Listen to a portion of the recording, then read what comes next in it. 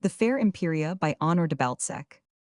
The Archbishop of Bordeaux had added to his suite, when going to the council at Constance, quite a good-looking little priest of Touraine, whose ways and manner of speech was so charming that he passed for a son of La Soldi, and the governor the Archbishop of Tours had willingly given him to his confer for his journey to that town, because it was usual for archbishops to make each other presents, they well knowing how sharp are the itchings of theological palms. Thus this young priest came to the council, and was lodged in the establishment of his prelate, a man of good morals and great science. Philippe de Mala, as he was called, resolved to behave well and worthily to serve his protector. But he saw in this mysterious council many men leading a dissolute life, and yet not making less, nay, gaining more indulgences, gold crowns, and benefices than all the other virtuous and well-behaved ones. Now during one night dangerous to his vertoothed devil, whispered into his ear that he should live more luxuriously, since everyone sucked the breasts of our Holy Mother Church, and yet they were not drained, a miracle which proved beyond doubt the existence of God, and the priest of Touraine did not disappoint the devil. He promised to feast himself, to eat his belly full of roast meats and other German delicacies, when he could do so without paying for them, as he was poor, as he remained quite continent, in which he followed the example of the poor old archbishop, who sinned no longer because he was unable to, and passed for a saint. He had to suffer from intolerable desires, followed by fits of melancholy, since there were so many sweet courtesans well developed, but cold to the poor people who inhabited Constance. To enlighten the understanding of the fathers of the council, he was savage that he did not know how to make up to these gallant sirens, who snubbed cardinals, abbots, councillors, legates, bishops, princes, and margraves just as if they have been penniless clerks, and in the evening after prayers, he would practice speaking to them, teaching himself the breviary of love. He taught himself to answer all possible questions. But on the morrow, if by chance he met one of the aforesaid princesses dressed out, seated in a litter, and escorted by her proud and well-armed pages, he remained open-mouthed like a dog, in the act of catching flies at the sight of sweet countenance, that so much inflamed him. The secretary of a Monseigneur, a gentleman of Perigord, having clearly explained to him that the fathers procureurs and auditors of the rota bought by certain presents not relics or indulgences, but jewels and gold, the favor of being familiar with the best of these pampered cats, who lived under the protection of the lords of the council, the poor Turanian, all simpleton and innocent as he was treasured up under his mattress, the money given him by the good archbishop for writings, and copying hoping one day to have enough just to see a cardinal's ladylove, and trusting to God for the rest. He was hairless from top to toe, and resembled a man about as much as a goat with a nightdress on resembles a young lady, but prompted by his desires, he wandered in the evenings through the streets of Constance, careless of his life, and at the risk of having his body halberded by the soldiers. He peeped at the cardinals entering the houses of their sweethearts. Then he saw the wax candles lighted in the houses, and suddenly the doors and the windows closed. Then he heard the blessed abbots or others jumping about, drinking, enjoying themselves, love-making, singing Alleluia, and applauding the music with which they were being regaled. The kitchen performed miracles. The offices said were fine rich pots full, the matins sweet little hams, the vespers luscious mouthful, and the lost delicate sweetmeats. And after their little carouses, these brave priests were silent, their pages diced upon the stairs, their mules stamped restively in the streets. Everything went well, but faith and religion was there. That is how it came to pass the good man Huss was burned. And the reason he put his finger in the pie without being asked, then, why was he a Huguenot before the others? To return, however, to our sweet little Philippe, not unfrequently did he receive many a thump and hard blow, but the devil sustained him, inciting him to believe that sooner or later it would come to his turn to play the cardinal to some lovely dame. This ardent desire gave him the boldness of a stag in autumn, so much so that one evening he quietly tripped up the steps and into one of the first houses in Constance, where often he had seen officers, seneschals, valets, and pages waiting with torches for their masters, dukes, kings, cardinals, and archbishops. Ah, said he, she must be very beautiful and amiable, this one. A soldier well armed allowed him to pass, believing him to belong to the suite of the Elector of Bavaria, who had just left, and that he was going to deliver a message on behalf of the above-mentioned nobleman. Philippe de Mala mounted the stairs as lightly as a greyhound in love, and was guided by delectable odor of perfume to certain chamber where, surrounded by her handmaidens, the lady of the house was divesting herself of her attire. He stood quite dumbfounded, like a thief surprised by sergeants. The lady was without petticoat or headdress, the chambermaid, and the servants busy taking off her stockings and undressing her so quickly and dexterously had her stripped that the priest overcome gave vent to a long awe which had the flavor of love about it. "What want you, little one?" said the lady to him. "To yield my soul to you," said he, flashing his eyes upon her. "You can come again tomorrow," said she, in order to be rid of him. To which Philippe replied, blushing, "I will not fail."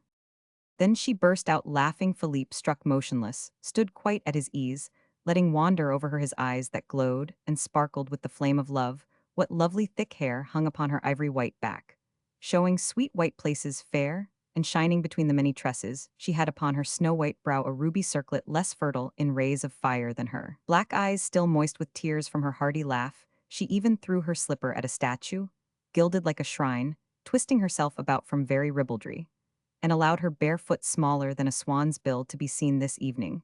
She was in a good humor, otherwise she would have had the little shaven crop put out by the window without more ado than her first bishop. "He has fine eyes, madame," said one of her handmaids. "Where does he comes from?" asked another. "Poor child," cried madame, "his mother must be looking for him. Show him his way home." The Turanian, still sensible, gave a movement of delight at the sight of the brocaded bed, where the sweet form was about to repose. This glance, full of amorous intelligence, awoke the lady's fantasy, who, half laughing and half smitten, repeated "tomorrow," and dismissed him with a gesture which the Pope Jehan himself would have obeyed, especially as he was like a snail without a shell, since the council had just deprived him of the holy keys. "Ah, madame, there is another vow of chastity, changed into an amorous desire," said one of her women, and the chuckles commenced again, thick as hail.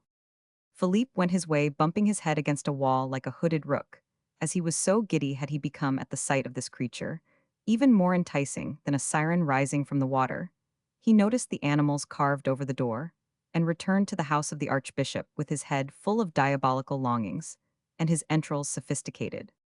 Once in his little room, he counted his coins all night long, but could make no more than 4 of them.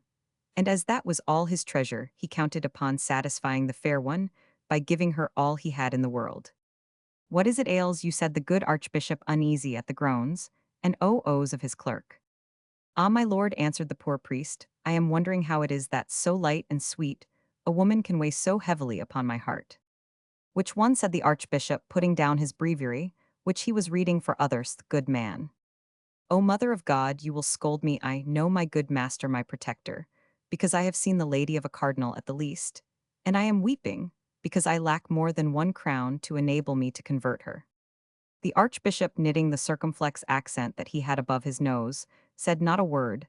Then the very humble priest trembled in his skin to have confessed so much to his superior, but the holy man directly said to him, "She must be very dear then." "Ah," said he, "she has swallowed many a mitre, and stolen many a cross." "Well, Philippe, if thou will renounce her, I will present thee with 30 angels from the poor box." "Ah, my lord, I should be losing too much," replied the lad, emboldened by the treat he promised himself. "Ah, Philippe," said the good prelate, "thou wilt then go to the devil, and displease God like all our cardinals." And the master, with sorrow, began to pray St. Gatian, the patron saint of innocence, to save his servant. He made him kneel down beside him, telling him to recommend himself also to St. Philippe, but the wretched priest implored the saint beneath his breath to prevent him from failing if on the morrow that the lady should receive him kindly and mercifully. And the good archbishop, observing the fervor of his servant, cried out him, "Courage, little one, and heaven will exorcise thee." On the morrow, while Monsieur was declaiming at the council against the shameless behavior of the apostles of Christianity, Philippe de Mala spent his angel sacquared, with so much labor in perfumes, baths, fomentations, and other fooleries. He played the fop so well one would have thought him the fancy cavalier of a gay lady. He wandered about the town in order to find the residence of his heart's queen. And when he asked the passers-by to whom belonged the aforesaid house, they laughed in his face, saying, "Whence comes this precious fellow that has not heard of la belle Imperia?" He was very much afraid he and his angels were gone to the devil, when he heard the name, and knew into what a nice mess he had voluntarily fallen. Imperia was the most precious, the most fantastic girl in the world, although she passed for the most dazzling, and the beautiful, and the one who best understood the art of bamboozling cardinals, and softening the hardiest soldiers and oppressors of the people.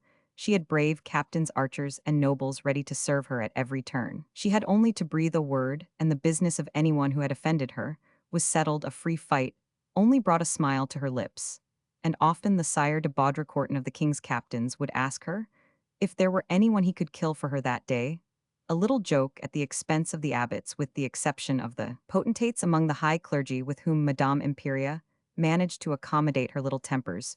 She ruled everyone with a high hand in virtue of her pretty babble and enchanting ways, which enthralled the most virtuous and the most unimpressionable. Thus she lived beloved and respected quite as much as the real ladies and princesses, and was called Madame Concerning, which the good Emperor Sigismund replied to a lady who complained of it to him, that they the good ladies might keep to their own proper way and holy virtues, and Madame Imperia to the sweet naughtiness of the goddess Venus. Christian words, which shocked the good ladies to their credit be it said. Philippe then thinking over it in his mind that which on the preceding evening he had seen with his eyes doubted if more did not remain behind. Then was he sad, and without taking bite or sup strolled about the town, waiting the appointed hour, although he was well favored and gallant enough to find others less difficult to overcome than was Madame Imperia. The night came the little Turanian, exalted with pride caparisoned with desire, and spurred by his alaks and alasses, which nearly choked him, glided like an eel into the domicile of the veritable queen of the council for, before her bowed humbly, all the authority, science, and wisdom of Christianity. The major domo did not know him, and was going to bundle him out again, when one of the chamberwomen called him from the top of the stairs. A Roman 1000, Imbert is Madame's young fellow, and poor Philippe, blushing like a wedding night, ran up the stairs shaking with happiness and delight. The servant took him by the hand and led into the chamber where sat Madame, lightly attired like a brave woman who awaits her conqueror. The dazzling Imperia was seated near a table covered with a shaggy cloth ornamented with gold, and with all the requisites for a dainty carouse. Flagons of wine, various drinking glasses, bottles of the Hippocras, flasks full of good wine of Cyprus, pretty boxes full of spices, roast peacocks, green sauces, little salt ham sole, that would gladden the eyes of the gallant if he had not so madly loved Madame Imperia. She saw well that the eyes of the young priest were all for her, although accustomed to the curl-paper devotion of the churchman. She was well satisfied that she had made a conquest of the young priest, who all day long had been in her head. The windows had been closed. Madame was decked out in a manner fit to do honors to a prince of the empire. Then the rogue, beatified by the holy beauty of Imperia, knew that Emperor Burggraf, nay, even a cardinal about to be elected pope, would willingly for that night have changed places with him, a little priest who beneath his gown had only the devil and he put on a lordly air and saluted her with a courtesy by no means ungraceful, and then the sweet lady said to him, regaling with a piercing glance, "Come and sit close to me, that I may see if you have altered since yesterday." "Oh, yes," said he. "And how?" said she. "Yesterday," replied the artful fellow, "I loved you. Today we love each other, and from a poor sinner I have become richer than a king." "Oh, little one," cried she merrily, "yes, you are indeed changed from a young priest. I see well you have turned into an old devil." And side by side they sat down before a large fire, which helped to spread their ecstasy around. They remained always ready to begin eating, seeing that they only thought of gazing into each other's eyes, and never touched a dish. Just as they were beginning to feel comfortable and at their ease, there came a great noise at Madame's door, as if people were beating against it and crying out. "Madame," cried the little servant, hastily, "here's another of them." "Who is it?" cried she in a haughty manner like a tyrant savage, at being interrupted. "The Bishop of Coire wishes to speak with you." "May the devil take him," said she, looking at Philippe gently. "Madame, he has seen the light through the chinks, and is making a great noise. Tell him I have the fever, and you will be telling him no lie, for I am ill of this little priest, who is torturing my brain." But just as she had finished speaking, and was pressing with devotion the hand of Philippe, who trembled in his skin, appeared the fat Bishop of Coire. Indignant and angry, the officers followed him, bearing a trout canonically dressed fresh from the Rhine, and shining in a golden platter, and spices contained in little ornamental boxes, and 1,000 dainties such as liqueurs and jams made by the holy nuns at his abbey. "Ah, ah," said he with his deep voice, "I haven't time to go to the devil, but you must give me a touch of him in advance, my little one. Your belly will one day make a nice sheath for a sword," replied she, knitting her brows above her eyes, which from being soft and gentle had become mischievous enough to make one tremble. "And this little chorus singer is here to offer that," said the bishop, insolently turning his great rubicund face towards Philippe. Monseigneur, I am here to confess madame. Oh, do you not know the canons to confess the ladies at this time of night? Is a rite reserved to bishops, so take yourself off, go, and herd with simple monks, and never come back here again under pain of excommunication. Do not move, cried the blushing Imperia, more lovely with passion than she was with love, because now she was possessed both with passion and love. Stop, my friend, here you are in your own house. Then he knew that he was really loved by her. Is it not in the breviary and an evangelical regulation that you should be equal with God in the valley of Jehoshaphat? Asked she of the bishop. Tease is an invention of the devil, who has adulterated the holy book, replied the great numbskull of a bishop, in a hurry to fall to. Well then, be equal now before me, who am here below your goddess, replied Imperia. Otherwise one of these days, I will have you delicately strangled between the head and shoulders. I swear it by the power of my tonsure, which is as good as the Pope's. And wishing that the trout should be added to the feast as well as the sweets and other dainties, she added, cunningly, sit you down and drink with us. But the artful minx, being up to a trick or two, gave the little one a wink, which told him plainly not to mind the German whom she would soon find a means to be rid of. The servant maid seated the bishop at the table, and tucked him up while Philippe, wild with rage that closed his mouth, because he saw his plans ending in smoke, gave the archbishop to more devils than ever were monks alive. Thus they got halfway through the repast, which the young priest had not yet touched, hungering only for Imperia, near whom he was already seated, but speaking that sweet language which the ladies so well understand, that has neither stops, commas, accents, letters, figures, characters, notes, nor images. The fat bishop, sensual and careful enough of the sleek ecclesiastical garment of skin, for which he was indebted to his late mother, allowed himself to be plentifully served with hippocras by the delicate hand of Madame, and it was just at his first hiccup that the sound of an approaching cavalcade was heard in the street. The number of horses, the ho-ho of the pages, showed plainly that some great prince hot with love was about to arrive. In fact, a moment afterwards the Cardinal of Ragusa, against whom the servants of Imperia had not dared to bar the door, entered the room. At this terrible sight the poor courtesan and her young lover became ashamed and embarrassed like fresh-cured lepers, for it would be tempting the devil to try and oust the cardinal, the more so as at that time it was not known who would be pope. Three aspirants having resigned their hoods for the benefit of Christianity, the cardinal, who was a cunning Italian, long-bearded, a great sophist, and the life and soul of the council, guessed, by the feeblest exercise of the faculties of his understanding, the alpha and omega of the adventure. He only had to weigh in his mind one little thought before he knew how to proceed. In order to be able to hypothecate his manly vigor, he arrived with the appetite of a hungry monk, and to obtain its satisfaction, he was just the man to stab two monks and sell his bit of the true cross, which were wrong. Hello, a friend, said he to Philippe, calling him towards him. The poor Turanian, more dead than alive, and expecting the devil was about to interfere seriously with his arrangements, rose and said, what is it, to the redoubtable cardinal? He, taking him by the arm, led him to the staircase, looked him in the white of the eye, and said without any nonsense, ventre Dieu, you are a nice little fellow, and I should not like to have to let your master know the weight of your carcass. My revenge might cause me certain pious expenses in my old age. So choose to espouse an abbey for the remainder of your days, or to marry Madame tonight and die tomorrow.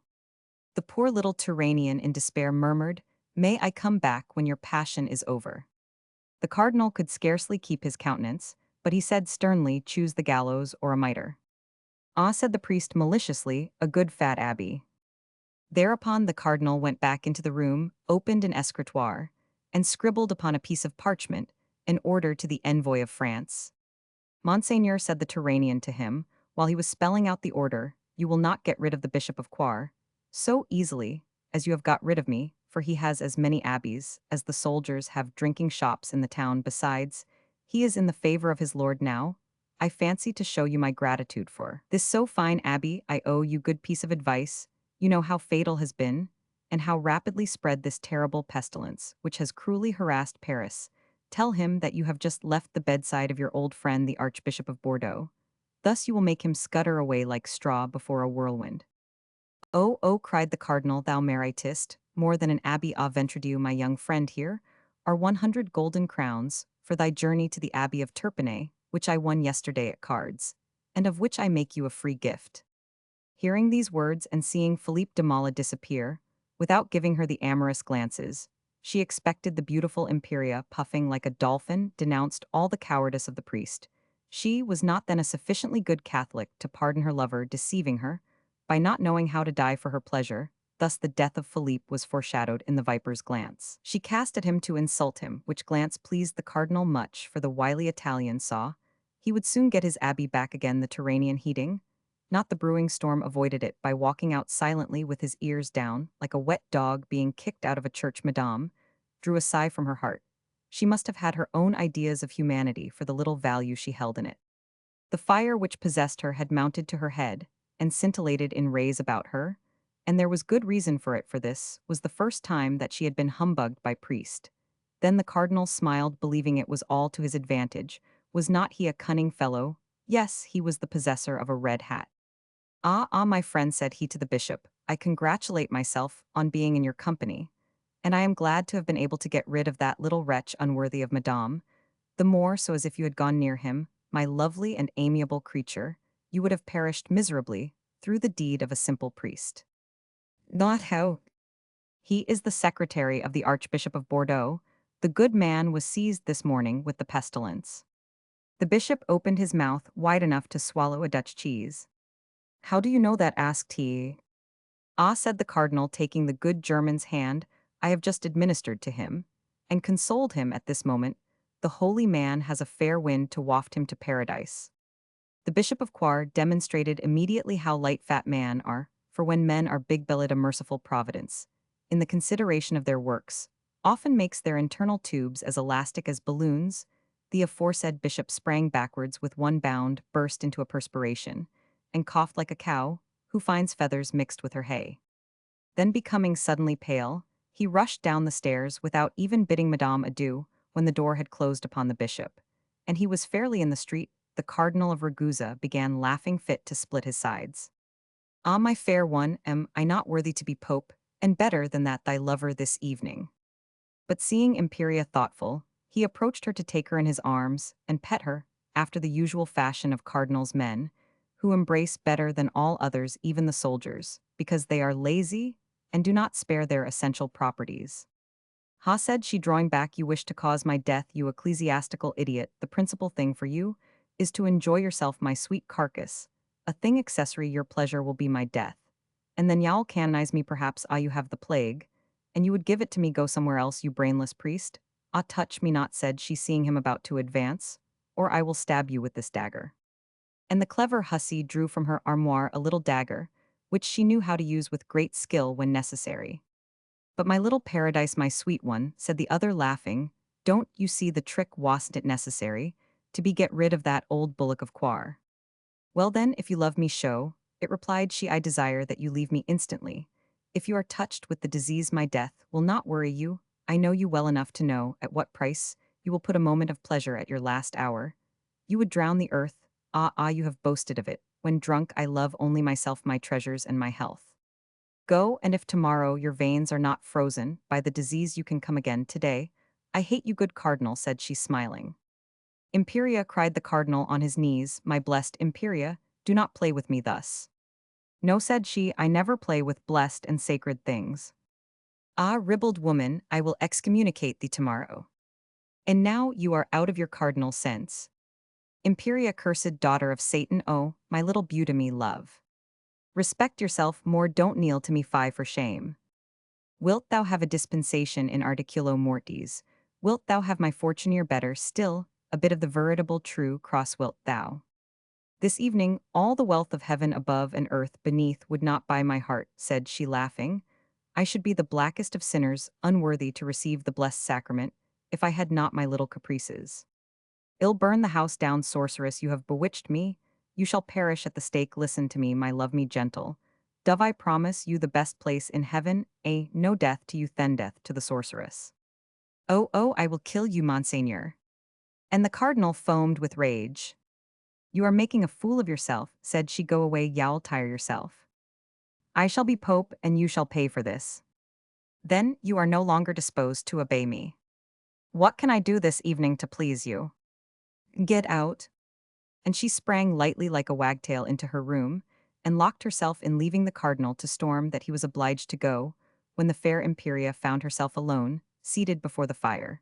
And without her little priest, she exclaimed, snapping angrily the gold links of her chain, by the double triple horn on the devil, if the little one has, made me have this row with the cardinal, and exposed me to the danger of being poisoned tomorrow.